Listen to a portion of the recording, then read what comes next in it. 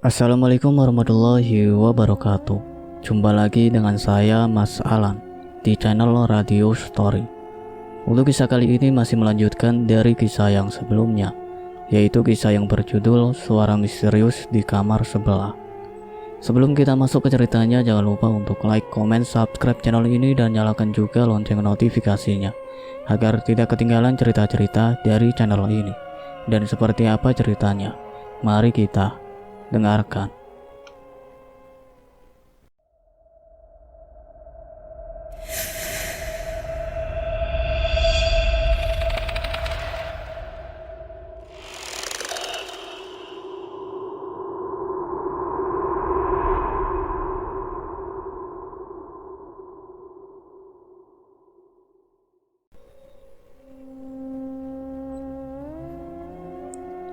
Hari-hari dilalui dengan tangisan dan pengharapan di hati Marlin. Sudah beberapa bulan sejak kondisi Eva seperti ini, tubuh Marlin semakin kurus dan hanya terlihat seperti sebuah tulang yang dilapisi kulit saja. Bola matanya yang besar membuat dirinya terlihat menakutkan, sebab cengkungan di matanya semakin ke dalam. Bidarmi tak henti-hentinya menangis ketika melihat majikannya yang semakin hari semakin memprihatinkan. Porsi makan yang semakin banyak justru tak berpengaruh pada tubuh Marlin yang justru semakin kecil dan kurus. "Nyonya, ini makannya." Bidarmi memberikan sepiring penuh nasi dan lauk pauk yang sangat banyak pada Marlin. Tanpa basa-basi, Marlin segera merebutnya dari tangan Bidarmi dan segera memakannya dengan lahap seperti kelaparan. "Maafkan jika bibi merasa jijik dengan saya," ucap Marlin di sela makannya. Bidarmi pun menangis mendengarkan perkataan majikannya. "Nyonya tak perlu minta maaf. Saya senang jika Nyonya makannya banyak dan semoga saja berat badan Nyonya semakin bertambah." Bidarmi menyeka air matanya. Marlin dengan lahapnya memasukkan makanan ke dalam mulut seraya meneteskan air mata dengan sendu. "Mungkin tak lama lagi aku akan mati, tapi ku harap aku bisa memeluk tubuh Eva untuk yang terakhir kalinya." Bidarmi pun segera mendekat ke arah Marlin. "Jangan mengatakan hal itu, Nyonya. Aku tak rela jika sampai Nyonya meninggalkan saya dan Non Eva. Non Eva pun pasti akan sangat terpukul jika sampai Nyonya meninggalkannya." Marlin tersenyum dan menghabiskan makanannya yang tinggal sesuap. "Aku percaya dia pada Bibi. Aku yakin Bibi bisa menjaga anak saya dengan baik. Bibi bisa mencintaiku seperti anak Bibi sendiri. Dan sudah pasti Bibi pun akan bisa mencintai Eva seperti cucu Bibi sendiri." Marlin menatap tubuh Eva yang hanya terbaring di atas ranjang tempat tidurnya.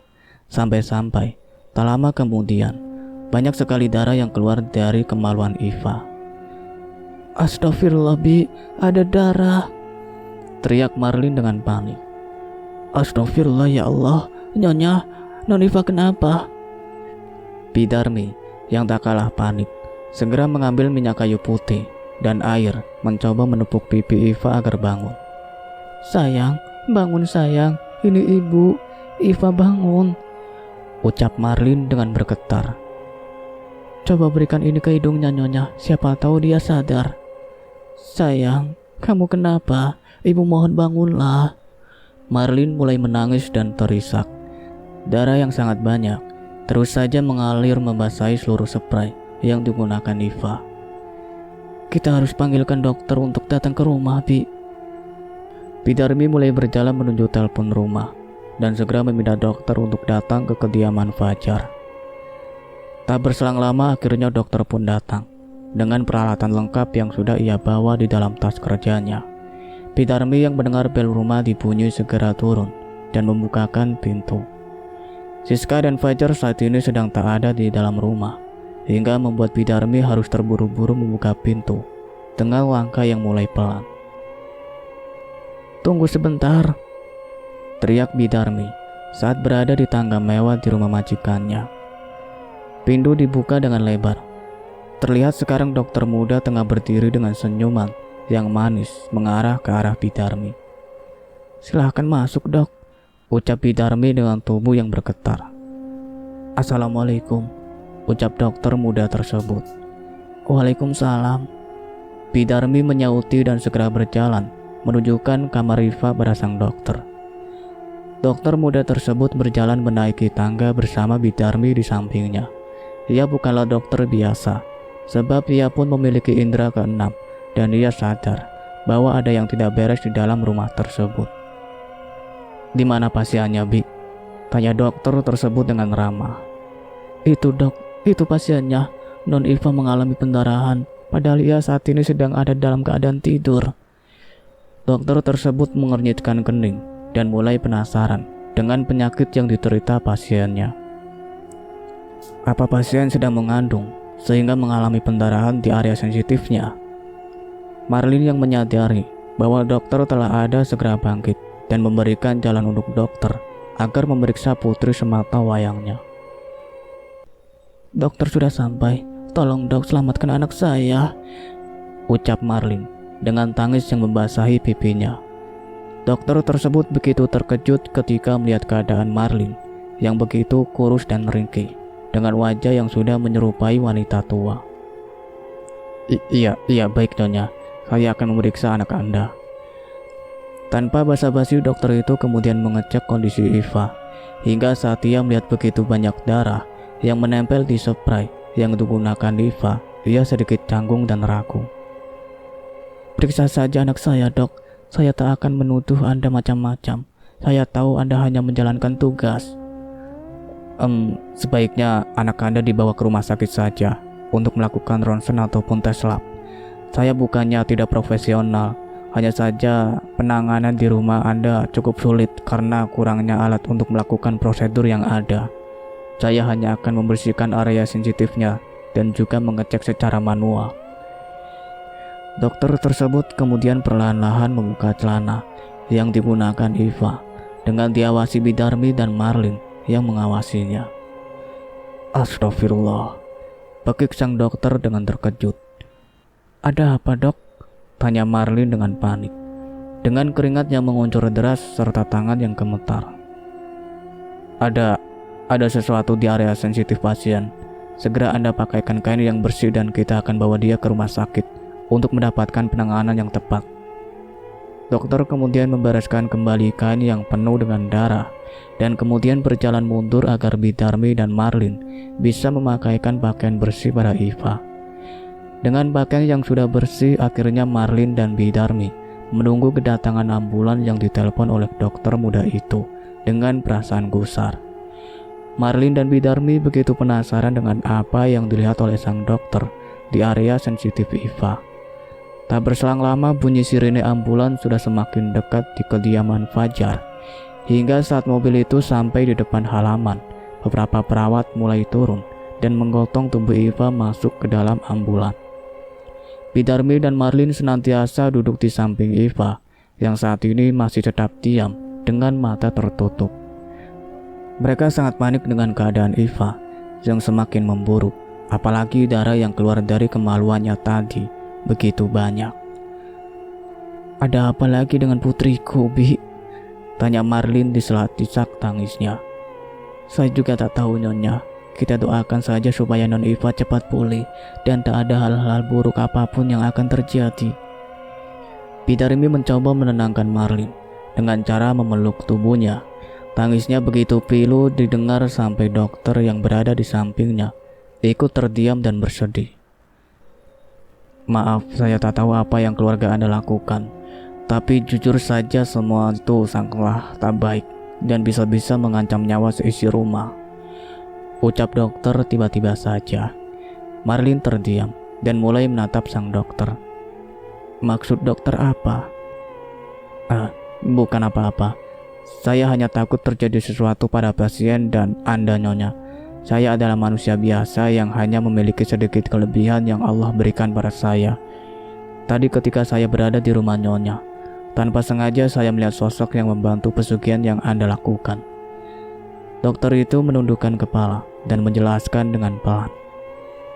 Saya tak melakukan semua itu, dok. Anda jangan fitnah. Bidarmi pun tahu saya dan keluarga saya tak mungkin melakukan perbuatan tercela itu. Marlin yang kesal segera meluapkan amarahnya pada sang dokter. Kali lagi maaf, saya bukan menuduh Anda, tapi saya menyampaikan apa yang saya lihat. Anak Anda sedang berada di alam lain, dan saat ini ia sudah menikah dengan Raja Siluman, karena seseorang telah memberikannya sebagai perjanjian. Dan maaf, Anda sendiri sudah ditumbalkan dan sudah menjadi mangsa salah satu jin yang menyuruhnya. Marlin terdiam dan mulai menyadari apa yang dimaksud oleh sang dokter. Kepalanya berputar dan mencerna setiap ucapan dokter tentang dirinya. Walaupun dia tak merasa melakukan musyrik, tapi ia tak tahu, mungkin saja sahabatnya, yaitu Siska, sudah melakukan perjanjian dengan iblis. Jadi selama ini saya sakit karena sudah menjadi tumbal dari pesugihan seseorang, begitu dok? Tanya Marlin memastikan. Iya, mungkin saja. Saya juga tak yakin, hanya saja saya rasa bahwa sakit Anda begitu misterius dan saya lihat darah di tubuh Anda begitu sedikit. Saya mungkin bisa mengira-ngira dengan kelebihan yang saya miliki. Namun nanti kita cek lagi di lab tentang kondisi Anda. Marlin mulai menetapkan bahwa ini semua berkaitan dengan suaminya dan Siska. Mereka pasti melakukan ini karena untuk menyingkirkan Marlin dari kehidupan mereka. Baik, saya mohon agar Anda membantu saya untuk kesembuhan saya dan anak saya. Marlin memohon. Saya bukanlah ahli dalam hal itu, Nyonya. Saya hanya menyampaikan apa yang bisa saya lihat. Saya yakin Anda bisa membantu saya dan putri saya. Saya mohon. Dokter tersebut tertegun dan mulai memikirkan kembali ucapan Marlin. Baiklah, saya akan membantu semampu saya. Tapi Anda jangan terlalu berharap pada saya, sebab semua takdir dan hasilnya hanyalah Allah saja yang tahu, dan Dialah yang menentukan. Saya paham, dok. Terima kasih sebelumnya karena sudah memberitahu saya mengenai apapun yang dokter lihat di rumah saya. Saya sekali lagi berterima kasih. Tak lama kemudian ambulan pun telah sampai di halaman rumah sakit, dan akhirnya mereka pun turun dengan Iva yang berada di atas berangkar dan dibawa ke ruang UGD. Iva segera dibawa oleh beberapa perawat menuju ruang UGD untuk mendapatkan segera penanganan yang tepat. Marlin begitu terlihat panik dan menyuruh Bidarmi untuk segera menelpon Fajar. Bi, tolong panggilkan Mas Fajar dan suruh dia agar bisa datang kemari untuk melihat kondisi Iva saat ini. Baik, Nyonya, saya akan coba hubungi. Bidarmi mengeluarkan ponsel dari saku celananya dan mulai menekan nomor majikannya. Lama sekali ia menunggu panggilan diangkat, namun tak kunjung juga terhubung. Maaf, Nyonya, sepertinya Tuan Fajar sedang sibuk. Bidarmi segera melaporkannya pada Marlin. Pria itu sungguh tak punya hati. Di saat anaknya sedang sekarat pun, ia malah enak-enakan pergi bersama selingkuhannya. Marlin yang geram pun akhirnya hanya bisa mengumpat dalam hatinya. Dokter muda yang sedari tadi menemani mereka, kini berjalan masuk ke dalam ruangan tempat Iva dirawat dengan dibaringi oleh beberapa perawat lainnya. Sebenarnya apa yang sudah terjadi pada putri saya, dokter?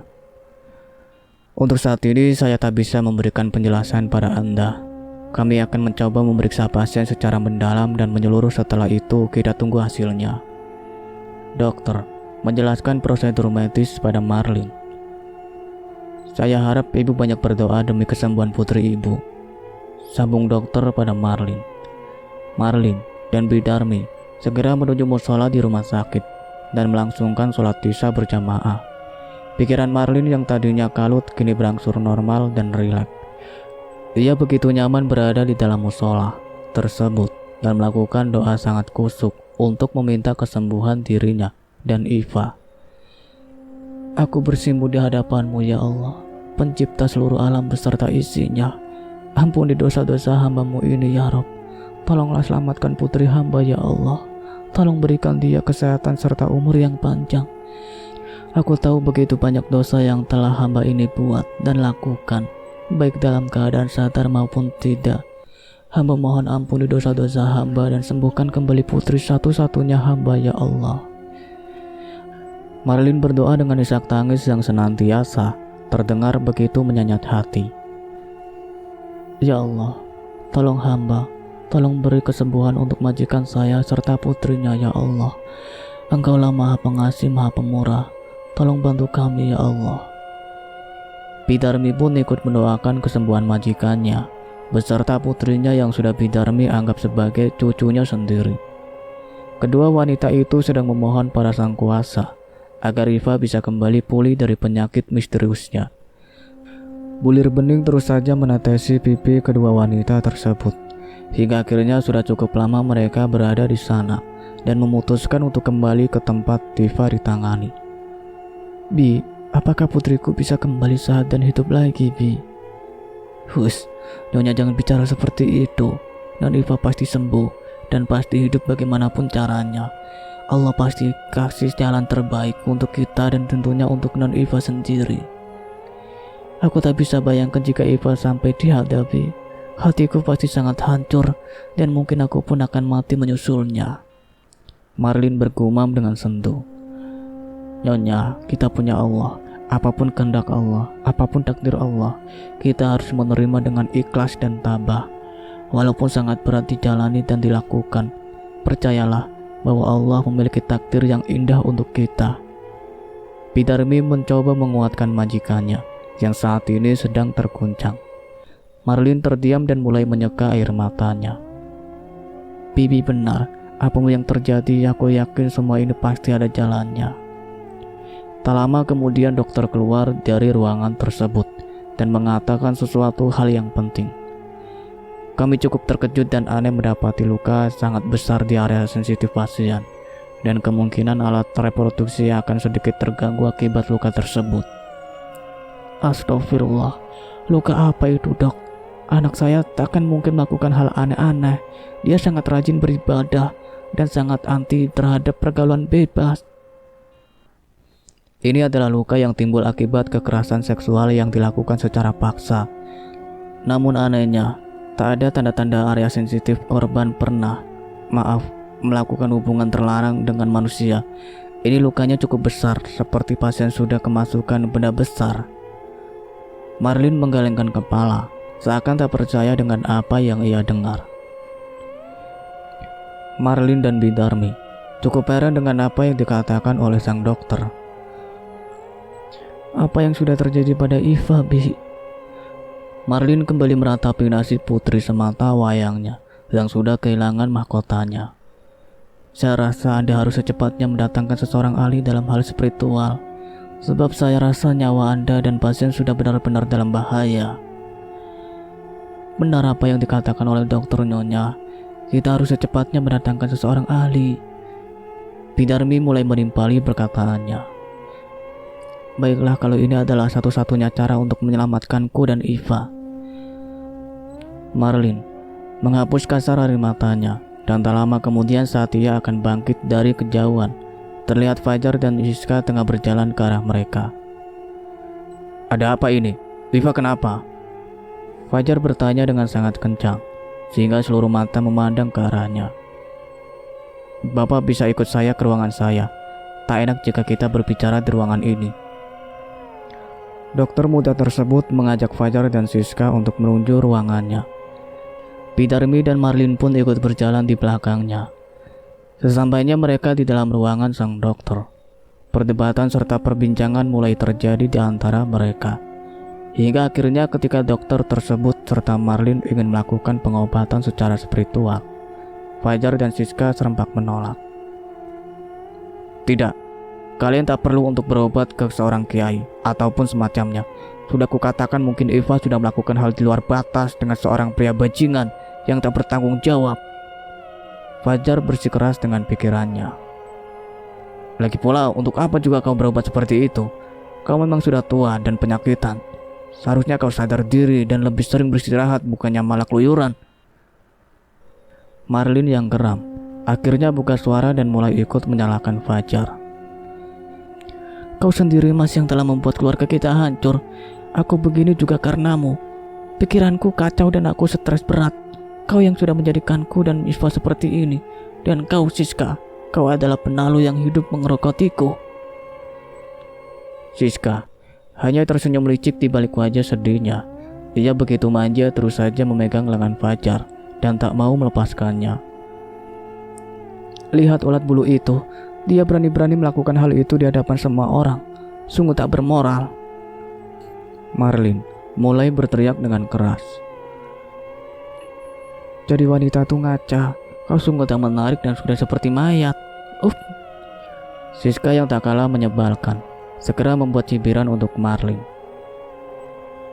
Sudah, jika kalian masih saja seperti itu, maka terpaksa kami akan membawa Anda keluar rumah sakit. Dokter yang geram akhirnya membuat mereka terdiam membisu. Fajar memikirkan rencana untuk mempercepat kematian Marlin agar ia dan Siska tak diseret dalam kasus Eva. Dia kemudian menatap Siska dan mengajaknya untuk segera pulang. Kau tunggulah anakmu di sini. Aku akan pulang dan kembali esok. Fajar memerintahkan Marlin untuk patuh dan menuruti perkataannya. Lalu apa yang akan kau lakukan? Bersenang-senang dengan wanita murahan ini? Kau akan bercumbu dengan wanita penggoda ini ya? Cukup Marlin, aku sudah muak. Kau diam di sini dan jaga putrimu. Fajar berjalan meninggalkan ruangan tersebut bersama Siska di sampingnya. Dokter yang paham dengan situasi yang terjadi hanya menganggukkan kepala dan tak mau banyak berkomentar. Baiklah kalau begitu, ibu bisa istirahat terlebih dahulu seraya menunggu hasil lab. Marlin menganggukkan kepala dan mulai berjalan keluar ruangan disertai Bidarmi yang setia menemaninya. Kedua wanita itu kini terdiam merenungkan kondisi Eva yang saat ini semakin memburuk. Siska dan Fajar tampak kelimpungan ketika mengetahui kondisi Eva semakin memburuk. Terlebih lagi ketika mendengar bahwa Marlin akan memanggil seorang kiai untuk membantu menyingkirkan ilmu hitam yang dibuat oleh mereka. Ini gawat mas, Marlin pasti akan menggagalkan rencana kita selama ini. Jika dia tak mati maka semua harta kita akan hilang. Kita akan jatuh miskin dan yang paling parah lagi kita akan mati mas. Siska begitu takut dengan rencananya yang gagal. Kau benar Siska. Aku tak akan membiarkan Marlin memanggil kiai manapun dan aku tak akan rela jika aku kembali jatuh miskin lagi. Fajar merasakan ketakutan dan mulai merencanakan hal yang licik. Kalau begitu kita harus menemui Simbah malam ini juga mas. Kita harus membicarakan tentang penumbalan Marlin secepatnya agar dia tak bisa melakukan apapun. Jika sampai ia berhasil sembuh dan memanggil kiai, maka kita sendiri yang akan repot. Terlebih lagi orang-orang pasti akan tahu jika kita melakukan pesugihan. Siska kembali mengompori Fajar agar secepatnya menumbalkan Marlin. Fajar mulai melajukan mobilnya menuju Pulau Jawa. Dia kembali menuju si Mbah yang membuatnya terikat dengan perjanjian gaib ini. Tak lupa Fajar membeli bunga 7 rupa serta kemenyan dan 1 ekor ayam hitam yang akan dia gunakan sebagai persembahan ritual. Perjalanan yang ditempuh cukup sangat jauh dan pastinya membuat Fajar dan Siska akan kelelahan di jalan. Fajar memandang Siska dari kaca di depannya. Ia begitu aneh dengan wajah Siska yang mulai kusam dan tak seperti biasanya. Kenapa wajahmu terlihat seperti itu Siska? Fajar mulai bertanya pada Siska. Memangnya kenapa mas? Apa ada yang aneh? Siska balik bertanya pada Fajar. Tidak, aku hanya melihat wajahmu sedikit kusam dan tak bercahaya. Apakah kau sakit atau perawatan wajahmu berubah lagi?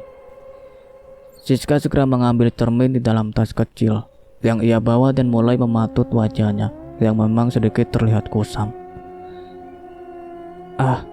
Ini pasti karena krim malamku sudah habis mas, jadi aku tak memakainya. Mungkin besok jika ada waktu aku akan kembali membelinya dan pastinya aku akan cantik lagi mas. Kau tak usah khawatir.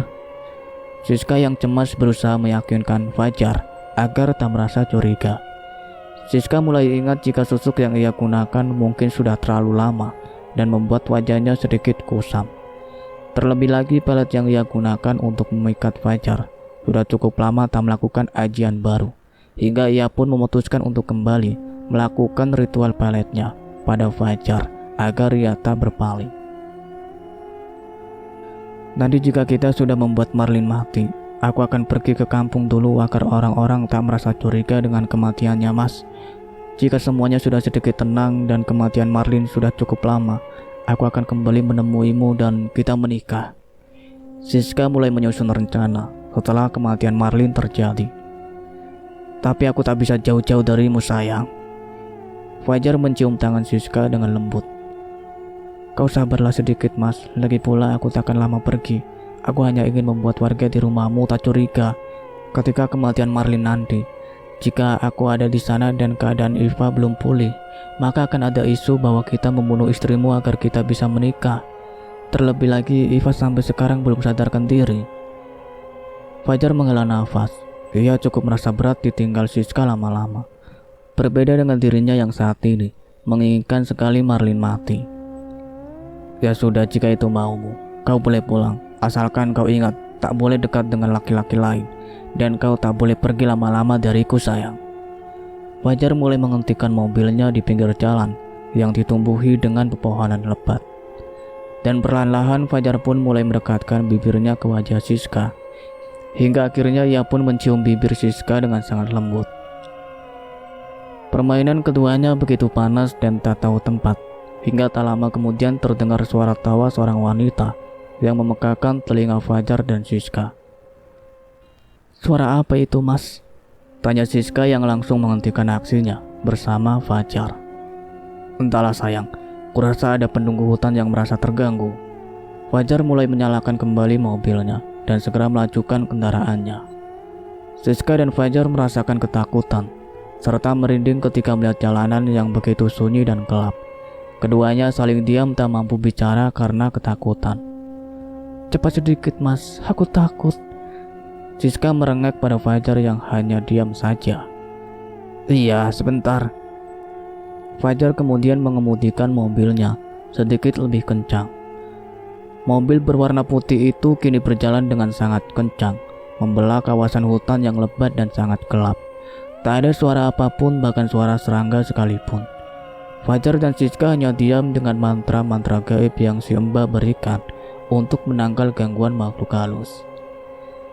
Kita sebentar lagi akan sampai. Fajar mulai membuka pembicaraan agar tak merasakan kesunyian. Itu berita yang bagus. Tak berselang lama akhirnya mobil Fajar mulai sampai di depan gubuk tua milik dukun tersebut. Siska dan Fajar tampak turun dari mobil dan mulai berjalan menuju rumah dukun. Dak dak dak. Pintu diketuk cukup keras oleh Fajar. Dia tampak celingukan menunggu sang dukun membuka pintu dengan perasaan yang gusar. Lama sekali dia membuka pintu mas. Siska mulai mengeluh. Sabar sebentar, pasti dukunnya sedang sibuk. Tak lama kemudian terdengar suara langkah kaki seseorang dari dalam dan mulai membuka pintu tersebut. Teritan pintu yang mulai lapuk berbunyi dengan sangat nyaring. Fajar dan Siska saling berpandangan dan tak lama kemudian keduanya masuk ke dalam gubuk tersebut. Mbah. Siska dan Fajar mulai memanggil si Mbah. Hening tak ada jawaban. Siska dan Fajar hanya melihat meja serta beberapa kemenyan dan sesajen di atasnya. Mbah, saya kembali lagi, ucap Fajar dengan pelan. Tak ada jawaban, membuat keduanya tampak kebingungan. Dia mungkin sedang tidur, ucap Siska. Tak mungkin sayang, si Mbah pasti sedang sibuk dan sebentar lagi mungkin keluar. Benar saja, dari arah samping terlihat si Mbah dengan hanya memakai handuk saja. Dia datang menyambut kedatangan Siska dan Fajar. Kalian sudah sampai? Tanya si Mbah dengan datar. Iya Mbah, kami baru saja tiba. Baguslah kalau begitu. Apa kalian ingin mempercepat perjanjian itu ah? Iya Mbah, kami ingin secepatnya Marlin mati. Bagus kalau begitu, kalian akan lebih cepat kaya raya. Si Mbah tertawa terbahak-bahak mendengar perkataan Siska dan Fajar. Si Mbah mulai memakai pakaian serba hitam di hadapan Siska tanpa rasa malu sedikit pun. Ia membuka handuknya dan mulai memakai pakaian dinasnya. Siska sontak saja merasa jijik ketika melihat bagian tubuh si Mbah dan mulai memalingkan mukanya. Ayo, kita mulai. Si Mbah mulai duduk bersila di hadapan sesajen dan mulai melafalkan beberapa mantranya. Fajar dan Siska segera ikut duduk dan berhadapan langsung dengan si Mbah. Kalian mengambil syaratnya, Tanya si Mbah. Kami membawa syarat yang Mbah minta sebelumnya.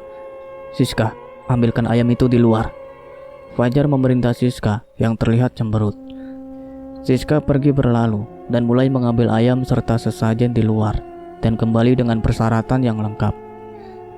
Ini, ucap Siska dengan kesal. Si Mbah yang saat ini tengah fokus tak menghiraukan kehadiran Siska dan mulai membacakan beberapa mantranya dengan serius.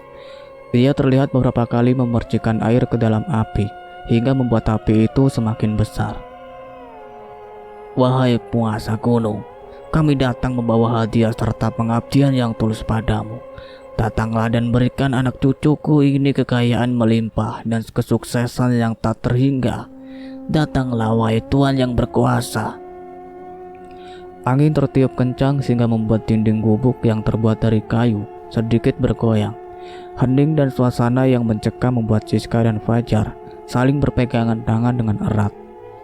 Tak disangka tiba-tiba saja suara berat dan menggema membuat Fajar dan Siska seketika terkejut dan mencari sumber suara tersebut. Cukup sekian ceritanya sampai di sini, nantikan kelanjutan ceritanya. Saya akhiri, wassalamualaikum warahmatullahi wabarakatuh.